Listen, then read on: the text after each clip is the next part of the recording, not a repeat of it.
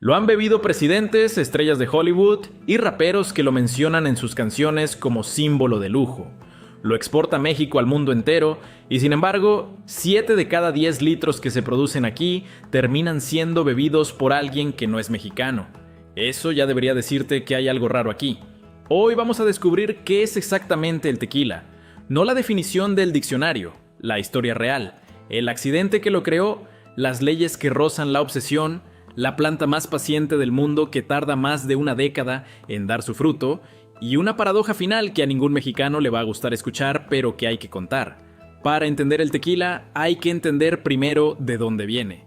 Y para eso, hay que viajar al México prehispánico, mucho antes de que ningún español pisara este territorio.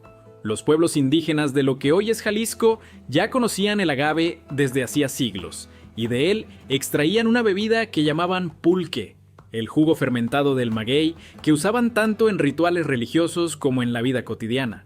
Pero el pulque no es tequila. El pulque fermenta, pero no se destila, y esa diferencia lo es todo. El salto ocurrió a mediados del siglo XVI, cuando los españoles llegaron al occidente de lo que hoy es Jalisco con un problema práctico. Se les había acabado el brandy que traían de Europa y necesitaban algo que lo reemplazara. Miraron a su alrededor, vieron el agave que los indígenas ya conocían perfectamente y decidieron aplicar al jugo de esa planta el proceso de destilación que conocían de Europa. El resultado no fue exactamente lo que esperaban, fue algo completamente distinto, más complejo, más áspero, con un sabor que no se parecía a nada que hubieran probado antes. No lo desecharon, lo adoptaron, lo perfeccionaron durante décadas, y así comenzó una historia que hoy vale miles de millones de dólares anuales. Pero la historia del accidente que creó el tequila tiene también una versión más poética, una leyenda que los productores de la región de Tequila llevan siglos contando. Dicen que mucho antes de los españoles, un rayo cayó sobre un campo de agave durante una tormenta eléctrica. El impacto quemó las plantas desde adentro, cocinando el corazón del agave a altísima temperatura. Los indígenas que vieron lo que había pasado se acercaron a investigar. Encontraron que el agave quemado desprendía un aroma dulce e intenso que nunca habían percibido antes. Probaron el líquido que emanaba de la planta cocida y descubrieron algo completamente nuevo. Nadie puede confirmar si eso realmente ocurrió, pero como metáfora de lo que es el tequila, el agave que necesita ser quemado para revelar lo que lleva adentro es perfecta. Si te gusta este tipo de historias sobre el origen real de las cosas que creemos conocer, este es justo el tipo de contenido que vas a seguir encontrando en este canal. Suscríbete para que no te pierdas los próximos videos, porque seguimos desarmando la historia detrás de lo más mexicano que existe. Ahora, lo que convierte al tequila en tequila y no en cualquier otro destilado de agave es un conjunto de reglas tan específicas que hacen que producirlo sea casi un acto de fe. Y esa obsesión empieza con una planta que exige una paciencia que casi ningún negocio moderno podría tolerar. La planta que produce el tequila se llama Agave Tequilana Weber variedad azul, y de las 295 variedades de agave que existen en el mundo, esta es la única que puede usarse para hacer tequila. No otra, solo esta. Pero la restricción más brutal no es el tipo de planta, sino el tiempo que necesita para estar lista. El agave azul tarda entre 7 y 12 años en alcanzar la madurez necesaria para la cosecha, dependiendo de las condiciones del suelo y el clima. 7 a 12 años para producir una planta que después se cosecha una sola vez, porque cuando el jimador, así se llama el trabajador especializado que cosecha el agave, corta las hojas para extraer la piña, el corazón de la planta, esa planta ya no puede volver a crecer. Se usa una sola vez, después de más de una década de espera. Una piña de agave pesa en promedio 50 kilogramos y produce aproximadamente 12 botellas de tequila.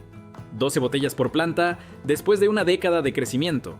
La segunda regla es geográfica y es igual de estricta que la del tiempo. El tequila solo puede producirse en 5 estados de México, Jalisco, que concentra la mayoría de la producción, y partes de Nayarit, Michoacán, Guanajuato y Tamaulipas. Dentro de esos estados, la denominación de origen tequila reconoce exactamente 181 municipios específicos. No cualquier municipio de Jalisco, no todo el estado, 181 en particular. donde las condiciones de suelo y clima son las adecuadas para producir el agave azul con las características correctas. Si destilaste agave azul justo al lado de uno de esos municipios, pero no dentro de él, lo que tienes en las manos no se puede llamar tequila. Se llamará mezcal o destilado de agave, pero no tequila. Luego viene el proceso y aquí cada paso está igualmente regulado. Las piñas de agave se cuecen en hornos durante 48 horas aproximadamente para romper los carbohidratos complejos y convertirlos en azúcares fermentables. Después se machacan en un tahona, que es un molino de piedra circular de origen árabe que los españoles trajeron consigo, o en molinos industriales más modernos para extraer el jugo. Ese jugo fermenta durante 3 a 4 días con levaduras que en las destilerías más tradicionales son levaduras nativas del propio ambiente, no añadidas artificialmente. Y finalmente se destila, generalmente 2 veces, en alambiques de cobre o acero inoxidable.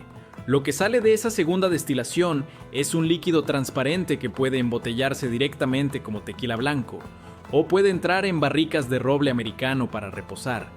Si reposa entre 2 meses y 1 año, se llama reposado. Si reposa entre 1 y 3 años, añejo. Si supera los 3 años, extrañejo. Y durante ese reposo en barrica pasa algo que ninguna tecnología ha podido replicar.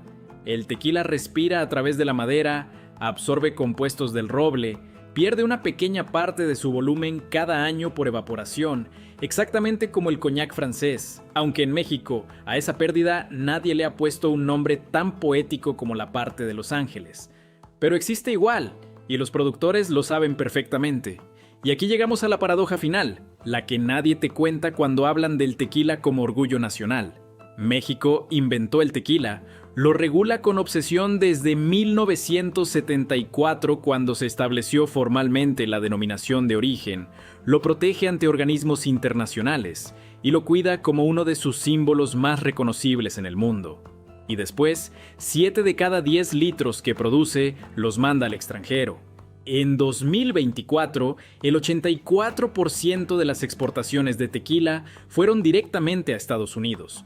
El tequila es el segundo producto más exportado de México, solo detrás de la cerveza. Pero eso todavía no es lo más irónico de la historia. Las marcas de tequila más famosas y más vendidas en el mundo ya no son mexicanas. José Cuervo, la tequilera más antigua del país con más de 200 años de historia, fue adquirida por el grupo multinacional británico Diageo. Patrón, una de las marcas premium más reconocidas globalmente, pertenece a Bacardi, empresa con sede en Bermudas. Don Julio, también uno de los íconos del tequila de lujo, igualmente en manos de Diageo. Es decir, México creó el tequila, estableció sus reglas, protegió su nombre, cultivó el agave durante décadas, y las ganancias más grandes de esa historia las están capturando corporaciones con sede en Londres, Nassau o Hamilton. La próxima vez que veas una botella de tequila en un estante, ya no verás solo una bebida. Verás siglos de historia comprimidos en vidrio, el agave que esperó una década para ser cosechado, el gimador que cortó sus hojas con una coa en algún campo de Jalisco, las reglas imposibles que alguien decidió defender con todo el peso de la ley mexicana, y la paradoja de un país que inventó algo tan valioso que el mundo entero se lo quiso quedar. Todo eso cabe en una botella de 750 mililitros. Si este video te hizo ver el tequila de una forma distinta, compártelo con alguien que también crea que lo conocía bien, porque seguramente van a encontrar algo que no sabía. Y si quieres seguir descubriendo la historia real detrás de las cosas más mexicanas que existen, suscríbete al canal para que te lleguen los próximos videos. Nos vemos en el siguiente.